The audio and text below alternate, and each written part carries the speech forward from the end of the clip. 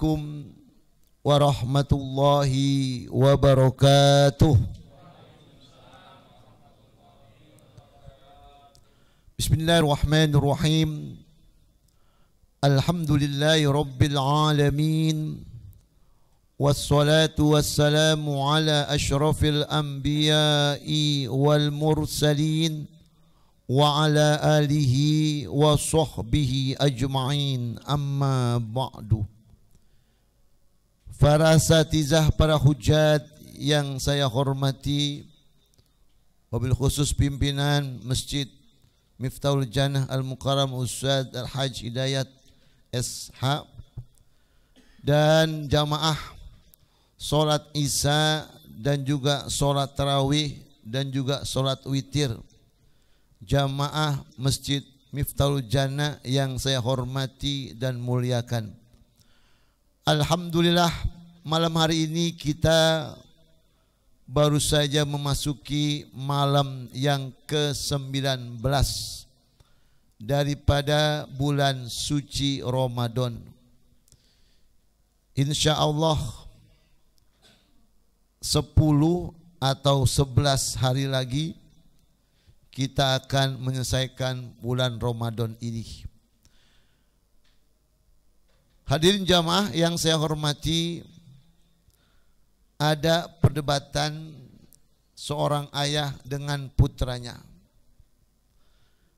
Kata ayahnya bahwasanya kita hidup di dunia ini memerlukan literatur maupun buku petunjuk atau pedoman agar kita ini hidupnya bahagia, selamat dunia dan akhirat. Kata anaknya ini, putranya, wahai ayah, kita tidak perlu dengan buku petunjuk atau literatur untuk mendapatkan hidup bahagia di dunia maupun di akhirat, karena Allah sudah menganugerahkan kepada kita pikiran dan juga perasaan. Maka cukup dengan itu kita bisa menentukan mana yang baik, mana yang buruk. Ayahnya tidak mau memperpanjang perdebatan itu. Masalahnya ini anak masih muda. Nanti kalau perpanjang urusannya jadi berdebat dan jadi ramai. Ayah yang bijak ini, sudahlah nak, kalau begitu saya tidak memperpanjang pembicaraan kita. Yang penting besok pagi kamu ikut ayah untuk pergi ke pasar. Baik ayah. Akhirnya pagi tiba, ayahnya dan putranya ini berangkat menuju pasar. Ayahnya membawa seekor keledai. Akhirnya ayahnya yang naik di atas keledai itu, anaknya yang menuntun keledai. Maka ketika keduanya melewati orang-orang yang ada di pasar, terdengarlah suara ucapan mereka, wah itu bapak tega amat, masa dia naik keledai anaknya suruh tuntun. Kesianan dong anaknya, nanti capek dia berjalan kaki. Ini bapak gak punya perasaan sama anak nih. Anaknya mendengar suara itu, mendengar ucapan orang-orang, menyalahkan ayahnya yang naik keledai. Anak ini pun mulai ragu dengan pemikirannya itu. Tidak lama pulang. Kata ayahnya, nak besok pagi kita pergi lagi ke pasar itu. Kita naik keledai lagi. Baik ayah, datanglah waktu pagi. Sekarang dirubah. Anaknya yang naik keledai, bapaknya yang menuntun. Lewatlah pada orang-orang di pasar, terdengar ucapan mereka, wah dasar anak durhaka sama orang tua, masa masih muda, masih gagah, enak-enakan nangkep di atas keledai, bapaknya suruh jalan menuntun. Wah payah nih, nggak punya otak nih anak. Anaknya mendengar ucapan itu, ayahnya mendengar, anaknya tambah ragu dengan pendapatnya itu. Kenapa? Salah. Ketika naik bapaknya dia salah, ketika naik dia salah juga. Tidak lama pulang, ya akhirnya Maryam bilang, nak besok kita pergi lagi ke pasar, namun nanti kita sama-sama naik keledai. Kenapa? Karena pertama salah, anaknya naik salah juga. Udah kalau begitu kita naik berdua. Naiklah bapak sama anaknya ini keledai. Lewat kerumunan orang di pasar, orang itu mengatakan, dasar bapak sama anak sama aja, nggak punya pri kebinatangan. Enak-enakan keledai kecil naikin berdua, kesianan tuh keledai. Salah lagi. Ya salah. Akhirnya anak ini udah nggak percaya lagi dengan pendapatnya, berarti pendapat dia salah. Namun ayah tetap mau lihat apa yang terjadi. Akhirnya udah nak, besok pagi kita pergi lagi ke pasar. Lalu gimana? Udah, saya ayah naik salah, kamu naik salah, kita naik berdua salah. Besok akhirnya Pak, dua-duanya jalan kaki, keledainya dituntun berdua. Lewat pasar, kata orang, dasar bapak mana sama begonya. Anak keledai ngapain dinaikin, sayang-sayang. Akhirnya sejak itulah anaknya baru menerima pendapat ayahnya bahwasanya kita hidup di dunia ini amat memerlukan dan menggantungkan kepada petunjuk ataupun ya katalog untuk mendapatkan kehidupan yang bahagia dunia dan akhirat. Allah sudah menjelaskan, syahrul Ramadan ila fihil Quran hudal linnas wa bayyinatin minal huda wal furqan. Bulan Ramadan di mana Allah turunkan Al-Quran hudan linnas, sebagai petunjuk buat manusia. Ternyata petunjuk yang paling benar, petunjuk yang paling membawa kebahagiaan dunia dan akhirat adalah Al-Quran, bukan yang lainnya. Bahkan disampaikan wabayyinatin minal huda wal furqan, bahkan menjelaskan petunjuk itu dan dapat membedakan mana yang hak, mana yang batil. Kita tidak bisa mengatakan hal itu baik kalau Al-Quran tidak mengatakan itu baik. Al-Quran mengatakan itu batil, kita tidak bisa mengatakan itu hak. Jadi kita bisa menilai sesuatu itu baik buruk tergantung Al-Quran mengatakan itu baik, itu buruk. Kita jangan sok tahu. Kan sudah ada contohnya. Kita beli motor ya merek Yamaha. Lalu ada buku petunjuk agar motor tetap enak dipakainya, mesinnya awet. Ada buku petunjuk, tapi kita nggak mau. Ngapain?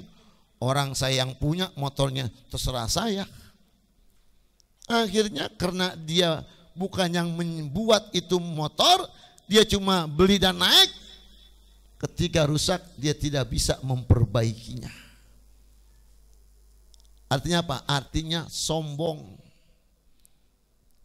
Pastilah yang lebih tahu itu motor Yamaha adalah orang yang membuat itu motor Yamaha. kecepatan sekian akan begini. Kalau udah sekian kilometer akan begini. Makanya kita, Allah yang menciptakan kita. Bahkan Allah yang menciptakan alam semesta ini. Maka yang tahu undang-undang, peraturan, petunjuk, maka yang lebih tahu adalah Allah Subhanahu wa ta'ala. Dan itu harus kita yakini kalau kita benar-benar beriman pada Allah Subhanahu wa ta'ala. Kenapa? Pasti yang tahu adalah yang menciptakan diri kita. Siapa yang menciptakan diri kita? Allah. Lalu bagaimana caranya agar itu bahagia? Ikutin apa yang Allah sampaikan. Apa yang Allah berikan petunjuk. Lihat buku petunjuk itu. Jangan sok-sok tahu. Jangan sok-sokan. Kamu saja enggak bisa mengetahui diri sendiri. Lalu ada apa di dalam ini? Orang sekarang itu banyak yang sudah meninggalkan Al-Quran. Dan ini sudah Nabi sampaikan ketika berada di Mekah. Nabi sampaikan kepada Allah, qala Rasul ya Rabb, inna qaum bittakhuzu hadzal Qur'an mahjura. Rasul berkata, Nabi kita Muhammad SAW berkata, wahai Tuhanku, sesungguhnya umatku, kaumku telah menjadikan Al-Quran sesuatu mahjurah yang ditinggalkan. Dan ternyata terbukti pada zaman kita saat ini. Orang lebih banyak membaca, melihat HP ketimbang Al-Quran yang Allah jadikan petunjuk buat kita. Bangun tidur langsung yang dilihat HP-nya. Apakah ada SMS dari pacar saya atau tidak? Apakah ada SMS dari janda muda? Atau ada SMS dari janda sebelah? Terus terang Pak, saya nggak bakalan mau kalau ditawarkan nikah dengan janda sebelah. Saya kagak mau. Sebelah, saya mau. Tangannya sebelah, kaki sebelah, ya. Nah, jadi orang meninggalkannya. Bahkan anak-anak kita sudah lupa dengan waktu untuk membaca Al-Quran. Dulu waktu saya kecil, habis maghrib itu di rumah-rumah terdengar alunan-alunan ayat Allah dikumandangkan. Sejuk dengarnya dengan berbagai dengan suara jangkrik atau kodok tok tok tok. Sadu itu nggak terdengar segala macam. Kenapa? Karena yang punya TV jarang saat itu. Di Al-Quran dibaca. Padahal ketika dia membaca Al-Quran cuma modalnya pakai pelita, belum ada listrik. Sekarang udah ada semuanya. Listriknya udah terang. Kalau baca Al-Quran kegerahan tinggal pencet remote, hiduplah asih. Enak.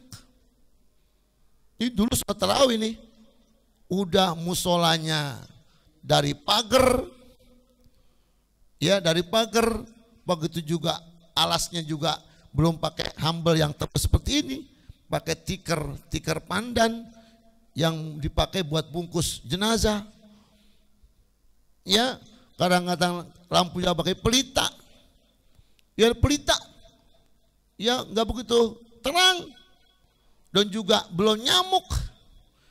Ya tapi mereka sholatnya khusyuk. Harusnya kita ini sholatnya lebih khusyuk. Kenapa? Udah enak, lampu terang, ruangannya ber-AC. Memang repot Pak. Dulu tuh kan musola rata-rata tuh nggak begitu terang. Kenapa? Pakai pelita doang. Dulu musola itu kan dari kayu pakai dengan bilik atau pagar. Ya lu ada cerita hati-hati nih. Jadi yang namanya ini mihrab nih, ya tempat imam sholat kan ada dake itu dake. Tahu kan dake?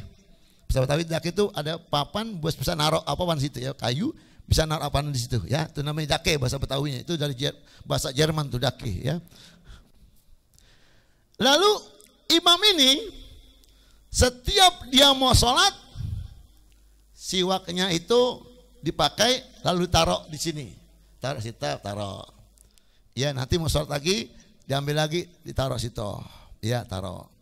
Ada yang iseng, ada yang iseng. Ini orang dulu tuh isengnya, wah, kacau dah. Beda dengan anak sekarang. Orang dulu isengnya kacau. Akhirnya ada yang iseng, anak muda nih. Ketika imamnya pulang, kan siwaknya ditinggal. Akhirnya tuh siwak malam-malam diambil, dicari ayam atau sebut lancung. Itu bahasa beda Pak. Kalau ayam beraknya biasa itu sebut tai ayam. Tapi kalau beraknya mencret hitam itu namanya lancung. Itu lain tuh bahasanya bisa tahu ya. Nah, akhirnya apa? Itu siwaknya diputar. Ya, di lancung itu diputar, ditaruh lagi di sini di dake. Datanglah sholat subuh. Ya, selesai qomat Allahu Akbar, sudah la ilaha illallah, sudah selesai. Imam maju. Nah, sebelum sholat dia siwak dulu. Pas siwak ternyata tai lancung di mulut. Wah, kaget dia muntah. Nah, itu dulu, sekarang gak bisa. Gimana orang gak ada dakenya sekarang? Aman sekarang. Kenapa? Risik terang. Ya, dan juga sholatnya enak, sejuk, pakai AC segala macam. Nah, kembali. Jadi kita wajib harus melihat buku petunjuk kita untuk melakukan perbuatan di dunia ini yang perbuatan kita akan dibenarkan oleh Allah kalau Al-Quran itu membenarkan perbuatan kita dan kita yakin itu perbuatan benar. Dan kalau kita berbuat kesalahan, Al-Quran mengatakan itu berbuat salah, maka kita pun wajib mengatakan itu salah. Jadi untuk menentukan benar tidaknya kita ini adalah Al-Quran yang menerangkan ini hak, ini batil. Ya, mudah-mudahan Allah SWT betul-betul menjadikan Al-Quran sebagai imam dalam kehidupan kita di dunia ini dan juga akhirat. Amin, amin. Ya Rabbal Alamin. Ini saja yang saya sampaikan. Mudah-mudahan ada manfaatnya. Wal afu minkum. Wassalamualaikum warahmatullahi wabarakatuh.